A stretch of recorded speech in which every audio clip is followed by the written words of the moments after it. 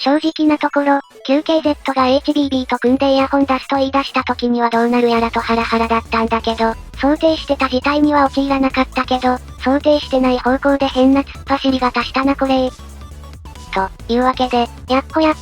ヤホン買ってるかい？ふぐみかんのイヤホンレビューの時間だよ。今回紹介するのは、QKZX-HBB 区版。実は QKZ と HBB コラボの2作目のイヤホンだ。パッケージに映るハイレゾロゴをもじった HBB オーディオロゴがびっくりするほど怪しい。言うて HBB コラボなんだし、安心だろって？知らないのかお前QKZ だぞ。まずは、このイヤホンに関わっている、メーカーの QKZ と HBB について軽く触れておこうか。QKZ は、なんというか、低価格中華イヤホンのやべえやつ、という表現が一番正しいと思う。他ブランドの OEM 品だったり、OEM 品じゃなかったりするラインナップからスタートし、QKZ ブランドだから安心、と言わんばかりにアリエクスプレスで色々販売してたんだけど、全くもって安心じゃなかったんだよ。その出来はすごく振れ幅があって、ここ最近はほとんど出ない、ゼックもののイヤホンなんかを出してたのもこの QKZ だし、意外にも非常に高評価を受けた、QKZ-VK4 というイヤホンも出てたりする。なんと、ドライバが絶版になったという理由で、アナウンスなしでドライバを全くの別物に変更して、綺麗に終わらなかったのも VK4 というイヤホンなんだけど、そんな歴史を歩んできたので、QKZ は個人的にはメーカー総での芸人枠という認識で収まってたんだけど、最近は安定感が増して、評価の高いモデルも増えてきた。安定感が出すぎてフェイスプレートだけ他社のデザインにめちゃくちゃ似たデザインを何個も着せ替えて、音色が同じモデルとかあったけどな、やっぱ芸人枠ブランドだよここ。そんな感じでメーカーの略歴を話しただけでグロッキーなんだけど、今回の QKZ-HBB 区版はしっかりと作られたイヤホンだ。それでも怪しさが抜けきれないのが QKZ らしいが、イヤホンとしても、結構特色のある作り、液晶ポリマー、LCP と PU の組み合わせで作られた振動板は、QKZ の中で初めて採用されているもの。さらに、ドライバ構成も 10mm と 7.8mm の異なる2台のドライバを採用している。つまり、ハイブリッドイヤホンが全盛の時期を経て、かなりまともな機種が減ってしまった。サイズの異なる2つのダイナミックドライバを採用した、デュアルドライバーイヤホンだ。ちなみに、日本で販売しているリンサウル JP の販売ページにはハイブリッドと書かれているが、これは同タイプのドライバー未発なのでただのデュアルドライバーだ。表記が適当だな。そんな開封前から情報量が多すぎるイヤホンだが、パッケージも突っ込みどころが多い。音楽データの方の企画である DSD が、なぜか全く関係のないイヤホンのパッケージに印刷されてたり、日本市場を意識してなのか、怪しい日本語の一文がパッケージの裏にプリントされてたりする。HBB の奥さん、日本語わかるはずなんだけど。とはいえ、音色的には、HBB の助けが入っているイヤホンなので、そこら辺は心配じゃないんだけどな。HBB は、海外の有名なイヤホンレビュアーで、国内でもコラボモデルがいくつか人気になっている。例えば、個人的に一番お気に入りのグループなのは、ラクトゴフック XHBB とか、トリポーインミールとオリナとか、TRIK とか、タングザブソクテンヒーデイエダイションとか、どれもこれも高評価で、HBB のコラボしたイヤホンに外れなしって印象が強いな。HBB が手を加えたイヤホンは、一般的な中華イヤホンや、原型機に比べて、ベースがしっかりと強くなり、ボーカルが暖色になり、体温を感じる仕上がりに、そして、高音域は若干柔らかくなる。そんな塩梅のイヤホンが多い。個人的には、高音が鋭くなりがちなカーボン系ドライバーを使っている機種に合わせると、良い結果をもたらすことが多いイメージだ。今回の LCP 採用の区版は、より低音側の量感が力強くなることが期待できそう。というわけで開封していこうか。パッケージからして、QKZ の中で過去一番コストと気合が入っている。その割に怪しい感じがするけれど。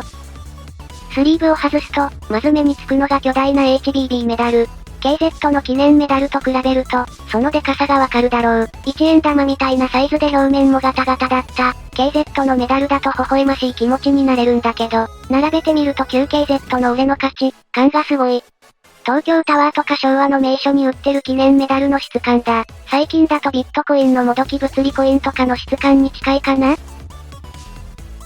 いい加減イヤホン本体の方に移ろうか。本体は、この本体、フェイスプレートが柔らかいレジンで作られているんだけど、保護材がパッケージに入っていないので、輸送中の摩擦か何かで、紙パッケージがくっついちゃうんだ。爪とかで簡単に外せる状態でなく、食い込んじゃうので、がっちりとへばりつく。2台のサンプルを送ってもらったけど、両方に同じ問題が発生してた。この梱包問題は対処中のはずだ。メダルより前に、ここに保護のビニールが必要だったな。外装は金属のフェイスプレートに装飾のレジンプレートが貼られているタイプで、今回のようなトラブルに気をつける必要がある。パッケージは豪華だけど、付属品の内容はいつもの 9KZ、ポーチ、ケーブル、イヤーピースだ。イヤーピースは良質なものがついていて、ケーブルはマイクの有無が選択できるぞ。というわけで、イヤホン本体の話に入るまでに6分もかかっている。イヤホンを再送してもらった手間も考えると数週間だ。正直、ここまででだいぶグロッキーなんだけど、さすが 9KZ ロゴの後頭部に10円ハゲが生じてる状態で写真を撮影するわけにもいかず、メラミンスポンジで表面の繊維をこそぎ落としてから、研磨剤でフェイスプレートを磨いて写真を撮ったぞ。こんだけ手間をかけた、9KZ-HBB カーンの音質は、やっぱり HBB コラボだけあって、期待通りの音色だ。空間の音質は、全体的に暖色感があり、低音の沈み込みや空間の広がりに優れる。また、振動板の弾力感があって、他の HBB コラボ製品に比べて、特別低音側の弾み方が気持ちよい。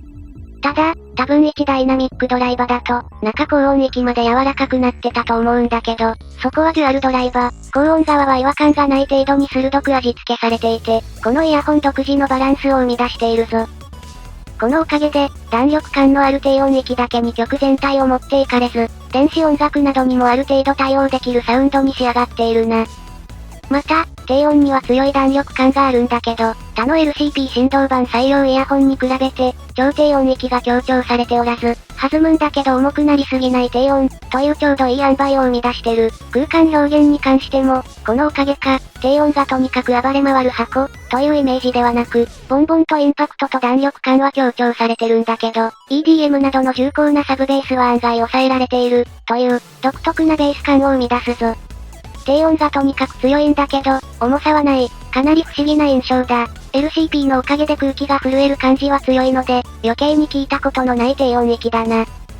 なんかどっかで聞いた洋感だなぁ、と思ってたんだけど、これ、低音域を強化したマルチ BA イヤホンみたいなバランスかも。ただ、マルチ BA だと、低音の振動感、というのはそんなに強くないんだけど、こっちはダイナミックドライバーの振動板のおかげで、そこら辺が強く出てくるイメージだな。かなり個性が強く、また、破綻して改造感が下がる感じもないので、単純に空間でしか聞けない音色、と言えると思う。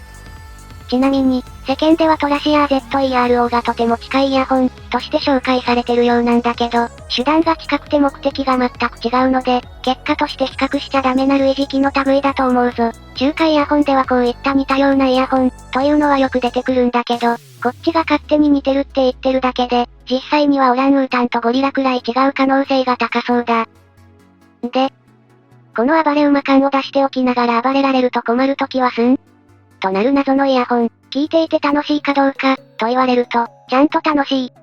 ものとしての仕上がりは、中華5000円クラス相応だし、聞いたことのない低音バランスで、音色のバランスとしても結構特色がある。超高音域がそれほど強烈ではないので、ウォーム感はあるものの、全体の書き分けはよくできてるし、空間も適度に広く、また太鼓の音などが特徴的に強調されるので、打楽器なんかが多いエネルギッシュな音を聞くと、実に楽しい鳴り方をしてくれるイヤホンだ。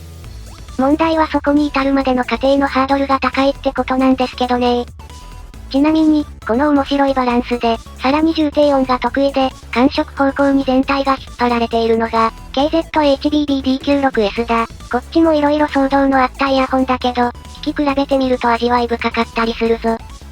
と、そんなわけで、カーン、癖が強い、でもダメなイヤホンではない、むしろ面白い。上級者向けだし、手間はかかるんだけど、でも面白いな。レビュー自体はサクサク進んだんだけど、フェイスプレートを磨く羽目になったイヤホンは初めてだった。そういうところも含めて、9KZ っていうブランドの楽しみ方だと思うけどな。誰にでもおすすめじゃないけれど、普通のイヤホンに飽き飽きな人が触るなら、実にいつまでも味のするガムみたいな存在だぞ。と、こんなところだな。巨大な HBB メダルといい、フェイスプレート問題といい、そもそも 9KZ という存在そのものといい、突っ込みどころしかないイヤホンだった。その上で案外ちゃんと作られてたりするから脳が混乱するんだよな。2回目のコラボはあるんだろうかといったところで今回はここまで。